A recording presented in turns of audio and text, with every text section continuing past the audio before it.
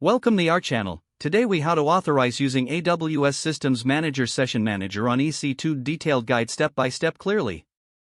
To authorize using AWS Systems Manager Session Manager on an EC2 instance, begin by ensuring your AWS account is set up properly. Log into the AWS Management Console. Navigate to the EC2 dashboard. Select the EC2 instance you wish to manage. Make sure the instance is running and has the appropriate IAM role attached. The IAM role should include the necessary policies for Systems Manager. Next, ensure that the AWS Systems Manager agent is installed on your EC2 instance. Check for connectivity to the Systems Manager service.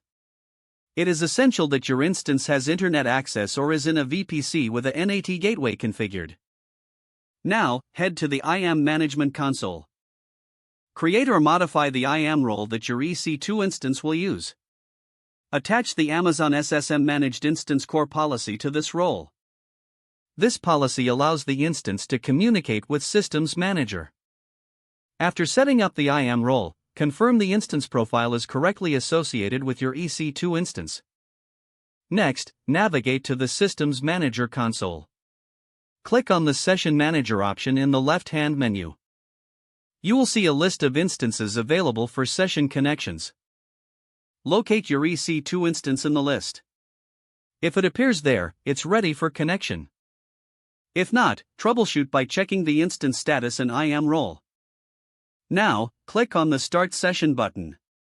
Select your instance from the list. Review the session preferences and click on Start Session. You should now be connected to your EC2 instance via Session Manager. Verify that you have the expected access permissions. You can now run commands directly in the terminal window that opens. To end the session, simply close the terminal window. Monitoring and logging of the session can be managed through CloudWatch.